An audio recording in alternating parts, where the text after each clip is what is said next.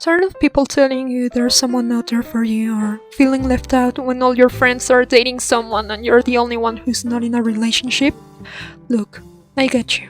I was the kind of person in high school people would ask out as a joke or they're from their friends. And it doesn't help that we live in a society that constantly pressures people to be in a relationship and bombards us with the idea that everyone needs to find a partner to be happy or have a fulfilling life. Asexual and romantic people know what I'm talking about. From having that one family member always asking about your relationship status at family meetings to media in general constantly being filled with sex and romance. Wait, I'm not allowed to say sex? Fine. Adult fun time, or SEX then. But like, seriously, one time I tried looking for shows or movies with no SEX or romantic plots or subplots and was frustrated by how few there were. Please tell me in the comments if you want me to make a video on that. Look, being in a relationship can be one of the best things out there, and for many people it is. This video isn't to shed on people who want to be or already are in one, but just like anything in life, there are also cons that come with being in a relationship, and I think sometimes people forget that. And with Valentine's Day just around the corner, I thought it'd be good to remind single people out there how great being single can be, and that you can still have a fun, great, meaningful life without having to find that special someone. So, to make it easier, I broke this down into 4 sections. First section. 1. Believe it or not, being in a relationship, even if it's not a controlling one, does take away some of your freedom. So maybe you should enjoy it while you can. For example, you're free to sleep around, go on as many dates, or engage in as many one-night stands as you want. You can kiss or flirt with as many people as you please without worrying about cheating on someone or making your partner jealous. And even if it's not your thing, it's still cool to know that you could if you wanted to. Along with this, you don't have to worry about feeling attracted to someone outside of your relationship without feeling guilt. I should also mention that you can do many things along those lines, like going to strip clubs, self-pleasuring or consuming porn without feeling guilty about it. I know a lot of people who feel uncomfy doing those things when they get into a relationship, which is totally fine by the way. You don't have to like doing those things. Also, you can be friends with other people without being worried your significant other will get jealous or think something romantic is going on between you two. Or in other words, no partner equals no jealousy. 2. Decision making is made less complicated. You can travel whenever and wherever you like, assuming you can afford it, of course. Or choose to move far away. Let's say you get a job offer in another country, well, you can easily take it. Or just in general, you can make any decision without worrying about how it affects your significant other. You don't have to take your partner into consideration for any decision, even if they are really chill. For instance, their schedule or their work location. 3. You don't have to constantly groom yourself to impress your partner. Self-grooming is important, of course, but being single, you can choose to do it for you and only you. Like, you can go weeks without shaving if you want to. 4. Since you know, being in a relationship takes work and you have to go on dates or even just check in on each other, not being in one means, you guessed it, you can save tons and tons of time, which in turn you can use to do other things. Go learn that thing you always wanted to learn but never could. A new language, to play an instrument, you name it. Still not interested? Well, how about just hanging out with your friends instead of having to cancel plans with them because you had a date or having a ladies or guys night? You can put time and energy into friendships that have sustained you before, during and after the romantic relationship. 5. You can leave a party whenever you want. Again, you have more freedom to make your own choices, even when it's these smaller things. 6. Compromise is important and all, but you have the freedom to figure out what you really want for yourself and go out and live it. You can become more self-reliant, you have time to get in touch with yourself. People say a lot of times when they're in a relationship they lose themselves, and that's largely because they stop doing things independently. Well, now you have a chance to figure out what you want out of life. So maybe go out and do something crazy you've never done before. Who knows? You might end up liking it. Like, maybe go dye your hair a new color or something, I don't know. Now, this section only applies if you are living together, as you can see. 7. You get to spend less money. Seriously. You can eat whatever you like and spend less money on food. Or if you cook, you don't have to worry about the other person's diet, like if they're a vegan or have diabetes. And you don't have to cook for other people. You can just cook for yourself, or on the other hand, just have more food for yourself. Like when you open a bottle of wine, it's likely not gone in one night. Less people to drink it equals more wine for more nights, if you know what I mean. Not to mention that you don't have to worry about anyone taking your leftovers or all the hot water from the shower or your last can of cold beer or anything you don't want to share, ever. Speaking of sharing, did I mention that toilet paper costs a lot less when you're buying for one? Or that the chances that someone will use your toothbrush by accident seriously decrease? Number 8. You don't have to put up with anyone's bad habits and no one has to put up with yours. Your bathroom will always be clean to your high standards, or your low ones. Don't wanna put the toilet seat down? You do dirty you. I see you. Or like, maybe one of you takes too long in the bathroom, or just likes to do weird shit when you're alone. Or one of you likes going to bed really late, and the other getting up really early. You can stay up as long as you want. There's no one there to care. Which leads me to my next point. Number 9. Sleeping. You can sleep in peace and quiet. No one snoring or farting next to you, pulling the blankets from you or waking you up in the middle of the night, moving around in their sleep, getting a bad case of hiccups, keeping you both awake, or being woken up by your partner's alarm that goes off 2 hours earlier than yours. Or what about not feeling pressure to get out of bed and be productive just because your partner is up and doing stuff and you just want to read for 2 hours before making breakfast? Or on the other hand, you can be more motivated to leave your apartment too and do cool stuff when you don't have the option of laying around with one person all the time in bed. And finally, the bed. The good old bed. You don't have to pick a side. You get it all for yourself, baby. Migrate to the right, to the left, lay claim to the middle. It's all yours. 10. You can decorate your living space however you want. Your frame code photo and action figures can absolutely be the focal points of your room. You don't have to merge items with your significant other who doesn't want his room to look like someone threw up on it. 11. My favorite. You can own whatever pet you want without worrying about your partner liking them or being allergic to them. Maybe go ahead and adopt that cute furball you saw to keep you company, or a fish, or a pet snake if you want, I don't care. As long as you can take care of them, of course.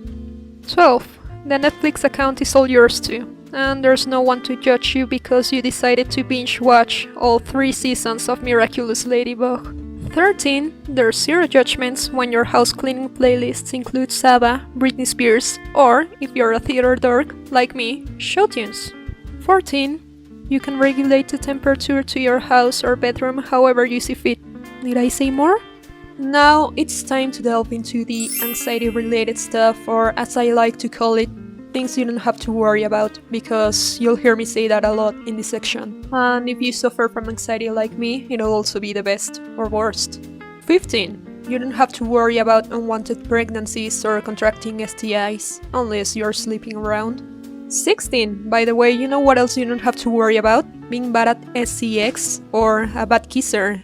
Your partner sucking at it, or not wanting to have intimate times when your partner does, and vice versa. Or, you know, just not dealing with having a different libido and feeling bad about it.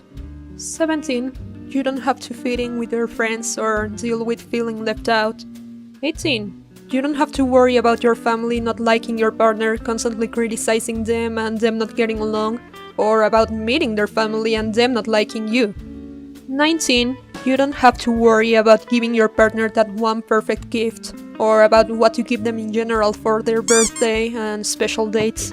In fact, you don't have to remember any special dates at all since there's none to remember. Their mom's birthday, or their big presentation or recital or whatever. 20. You can change your appearance anytime you like, such as getting a new haircut, without worrying about your partner liking it. 21. No jealousy, and not just from their part, from yours too. Did you know that dreams about your partner cheating are actually pretty common? 22. Not having to come out of the closet if one or both of you are queer. having to lie to your parents, sneak around, or be worried about being seen dating the other person, or your partner not being ready to come out. 23. You can avoid settling for a bad match. There's zero mental energy wasted asking yourself, is he the one? Do I really love her? How will I know? 24. In the case of getting married, there's no wedding and no honeymoon expenses or stress planning the wedding. Now, before I continue with the rest of this section, I want to clarify that I'm not saying these things are gonna happen to you, or that your fear of them happening should be a reason to avoid relationships, but, it's still a thing that happens, and technically no relationship means there's a 0% chance of them happening, okay? Okay. 25. Technically speaking, not being in a relationship means you don't risk ending in an abusive, overtly controlling, or toxic one. Or having to take care of anyone else but yourself. Let's say they expect you to clean after them. 26. You won't get cheated on, and you don't have to worry about your significant other liking someone else and you not feeling good enough. 27. You won't get your heart broken by, say, your partner of 5 years who you thought you would spend your life with. 28. And if you got married, it's even worse, or better. You don't have to worry about going through the stress of getting a divorce. Now, for the final section, I decided to include some silly and some not so silly things I felt didn't fully fit into any of the others. 29. You can say you've still got a chance of being with that one celebrity you like, even if you've never met them. 30. You can still sing to the Queen's Single Ladies and say it applies to you, or that it's your song. 31. Oh look, another one that's about money. No, but seriously, hear me out. You get to save tons of money, whether it be from not spending on little presents to going on dates, and don't even come after me saying, well, I don't spend money on dates. Yes, you do. Even if you don't go to the most expensive places or pay for your partner's food, you still spend money on transportation or on going to see them. 32. You can avoid drama. Okay, so fighting with your partner constantly is not healthy. But disagreements are bound to happen even in any healthy relationship, simply for the fact that you two are different individuals sharing a space and are not always gonna agree on everything. 33. You don't have to settle. You can still dream about finding that perfect someone and going through the honeymoon phase with them. Or you still get to experience that excitement of getting a text from someone cute you met during a night out. And on that same note, 34. You don't have to worry about your relationship going stale, or about keeping things exciting with your significant other since the honeymoon phase is now over and you're starting to notice things about them you don't like so much. Now, finally to conclude this list, 35. Not getting overwhelmed with problems in your life or having to put in emotional work before you're ready. So, listen. Relationships take work from both sides. You both have to compromise. It's not only about receiving and expecting things from them, but also giving. Like, if you want your partner to accept you for who you are, you should also be ready to accept them for who they are. And if you're not ready to put in the emotional work, it can actually be more freeing to not be in a relationship. Believe me. I'm not talking about that typical saying of having to be happy alone to be happy with someone or anything. But there are times when you really are not in the right place to be in a relationship.